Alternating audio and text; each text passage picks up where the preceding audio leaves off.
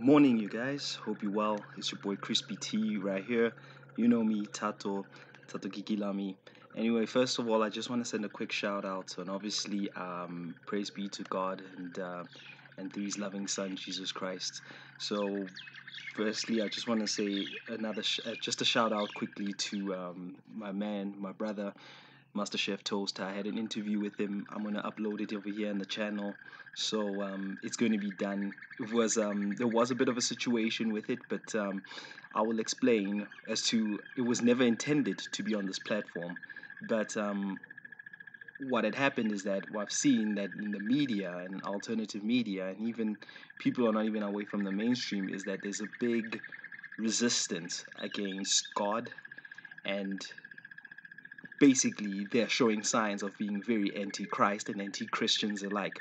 So what transpired was, and it'll come up in the interview, like when you see it, is that because of the fact that Christians are just not being allowed, there's just a lack of tolerance, and people are not seeing it. But I'm telling you, check at the legislation and check what was going on, and now, this is not me trying to create a conspiracy theory and all that. I'm telling you exactly what happened. And I'm not going to name this platform because I don't want to give them any sort of traction or any sort of attention. What I will say is this, because of their actions, there's a big revival that's supposed to happen in the music industry, right? Which is less spearheaded by Jesus, okay?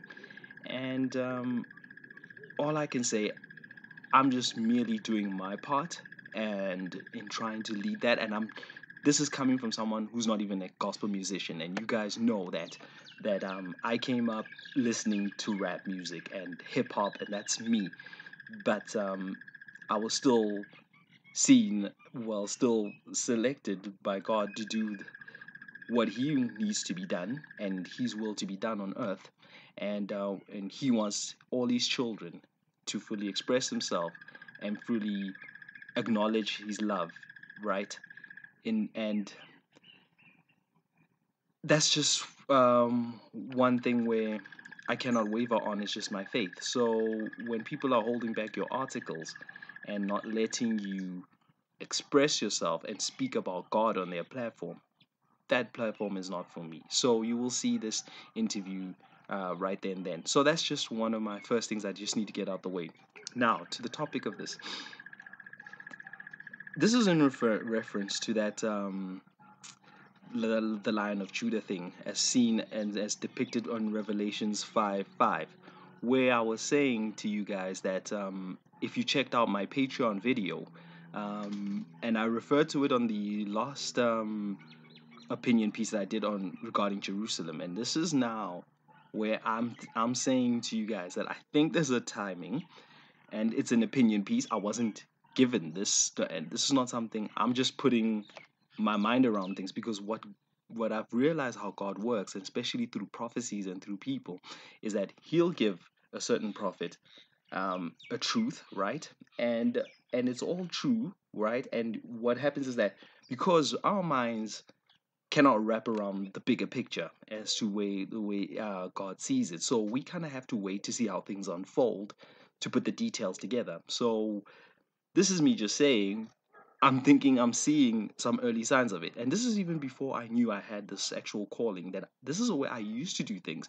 And when I was still young, and not to put myself in an elevated status, but how I used to prophesy was that I would see things sort of aligning first, and then I would say, I think this is what's going to happen.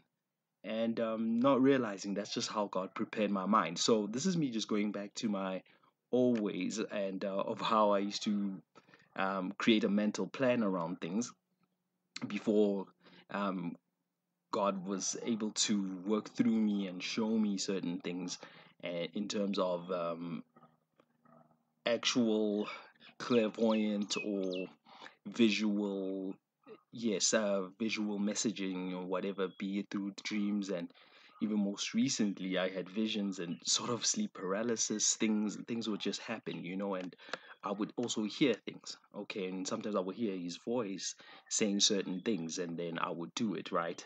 shortly after a vision or shortly after a dream, and and normally when I'm in a relaxed state. So this is what I've been seeing. Okay, so now just to recap, I'm gonna go into the Last Supper. Okay, now something I've come to learn that the Last Supper, as that Jesus had with these disciples, before he was turned over to the to for his crucifixion and which led to his death, obviously. And these were things that he prophesied. So he was already prophesizing, like saying that, hey, Peter will deny me 3 times, that sort of thing. But here's the thing: when the Last Supper happened, this was no mere coincidence, eh? This was during the time when Passover was being celebrated. Now, Passover is what happened when um, God, through Moses, led the children of Israel out of Egypt, and then they went over to the Promised Land. And so, at each interval annually, as they left, they would always have this Passover with the unleavened bread, and they would drink it with wine. And hence why, even then, when Jesus did the Last Supper, he himself would also given more context of the bread being the body and the wine being the blood. So yes, not to delve too much into that, um, which maybe I should, then, and I'll just refer to the scripture right now. But this is what I actually wanted to say, because if you checked out my Patreon video about the the Lion of Judah and the Rabbi, right? And I would advise everyone to just go into that. What I was mainly talking about over there was justice is coming, and that definitely justice is on its way. And I was in Joburg. Okay, so here's what's happening, right? March 27th. If you look at the Jewish calendar, okay, is when Passover is being celebrated. All right. So I can't remember the period, but it's from March 27th to yeah. Uh, I'll double check that, and I'll just put that in the description box for you. Right. It's from March 27th. Now, coincidentally, now you guys know, and I've said it before, that I did study astrology. And if you are into astrology and understand that March 27th is also a full moon, and that full moon is the full moon of Libra, which is a full moon in Libra. And Libra is depicted by the scales. So it also now stands for justice. So it's like when a full moon happens, it means completion, meaning justice will be served, and it's the ends of it. So I'm thinking to myself, hang on, this cannot be any coincidence. I'm looking at the symbolism, and I'm looking at the symbolism, and yeah, and just the symbology of just all of this just coming together. So yeah, and the other thing that came up was the seals. Now check this out. This is depicted in Revelations 5:5, and I'm going to talk about this. Just wait. So I'm going to read it to you now because I have the book of Revelations out in front of me, and just wait for this one. I'm just turning to it. So yeah, I'm going to read it now. Revelations 5, verse 5. Right. This is what it says. Then one of the elders said to me, "Don't cry. Look, the lion from Judah's tribe, the great descendant of David. He has won the victory, and he can break the 7 seals and open the scroll." Now, what do you guys think about that? Especially when I was telling you about the lion standing for Jesus. Because think about this: the lion from Judah's tribe, which is a descendant of David, because Jesus was a descendant of David, King David. All right. And also juxtaposed is that he was also stand for a lamb, because Jesus can be as ferocious as a lion, but he's also gentle as a lamb, right? He stood for love. He stood for that. So yeah, and he's the only one that can break the seven seals. Now, the seals is something I have not exactly studied as yet, but perhaps I should get into that on another video. All right, because it's quite. I've seen that because I received something about a mail yesterday, so I kind of use that even in my electronic communications, where this is someone I know personally who randomly sent an email, and she had an experience where she was wading and swimming in the beach there in Cape Town, and all of a sudden she saw a seal, and the seal was looking right at her, which is straight like an actual the animal seal, in the sea. So yeah, I think that's the next thing I must actually talk about. But for now, I just want you guys to pay attention to what happens on March 27th, right? That justice is coming. That's all I know, and I can feel it in my spirit that yes, right now we're sitting here, we are locked down, and we are being told by the governments as to what to do and everything. But the way I believe it and everything is that things are going to start, heads are going to roll. Heads are going to roll. And when I made mention on the last video that the signs of Jesus coming back are already coming into comments, but with that, there is no way that Jesus is going to come back without in an injustice, in a world full of injustice. So justice is about to happen, as in people are going to start paying, that we're going to know the truth behind this whole thing, between this virus, between what the real truth is behind the lockdowns, for one. But there's also other things coming to comments, where if you take into context that 2020 was the year of vision, as in things were actually, if you consider what I said in episode 7 of the calling of a ravenous bird, the visions that as in it's showing that the truth is being unfolded. So I think some people have either used the truth as to whatever their situations are, or whatever injustices, or they've been in the wrong situations, and then headed towards God. Or some who I kind of know on a personal level have seen the truth of their situation, but they still choose to remain in the lie. I think the days of living lies are going to cause,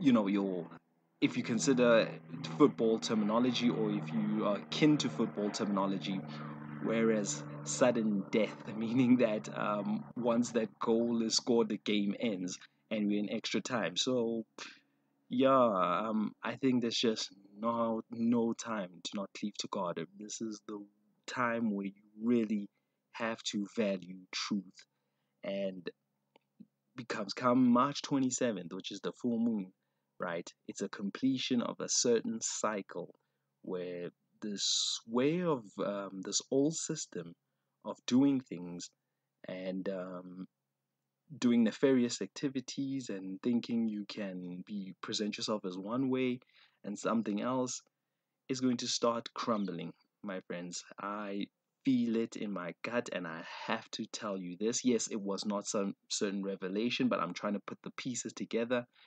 and I've just given you the context of that. Now, with that said, I think I should probably go into Revelation 6 and just start reading from there. And this is where Revelation 6 says, and this is about the seals, okay? And this is a revelation. If you know the book, it was a revelation of John regarding the persecutions of Christians. And like I said, there's a soft form of it right now that's happening through legislation, and people adopting it in their policies, being intolerant of God and conversations. And something I should definitely start covering more so. Now I'm going to read to you a little bit about the seals. Then I saw the Lamb break open the first of the seven seals, and I heard one of the four living creatures say in a voice that sounded like thunder, Come. I looked, and there was a white horse. Its rider held a bow, and he was given a crown. He rode out as a conqueror to conquer.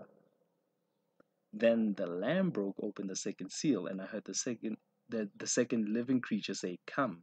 Another horse came out, a red one. Its rider was given the power to bring war on the earth, so that people should kill each other, and he was given a large sword. So this context here is I just read the first two seals that that maybe I should just cover in the next video once I've done more research on this, because this is definitely coming into prominence. And like I said in the last video, if you know anything about the Jewish calendar, and it talks about cyclicality, it's not about just what this linear thing where we just progress. No, no, no, no, and we don't take into account that things come back like in the Gregorian calendar. No, no, no. In the Jewish calendar, it's about cyclicalities, and I've always understood, even though I still function on that. And if you know anything about the moon phases and the way the solar system works, it's very cyclical. Things come into full circle, and like I mentioned there, that prophecies may have been relevant for that time, yes, but it can also come back to show itself again, and to show itself that to be true and to be applicable, because yeah, like we say, human nature is very predictable in their unpredictability, and hence that is why things can always come into full circle and history can repeat itself in some ways or another, right? So with that said, people, I think I'm just gonna end it right there, and I'll talk to you later. Peace, much love, and cheers. Bye bye.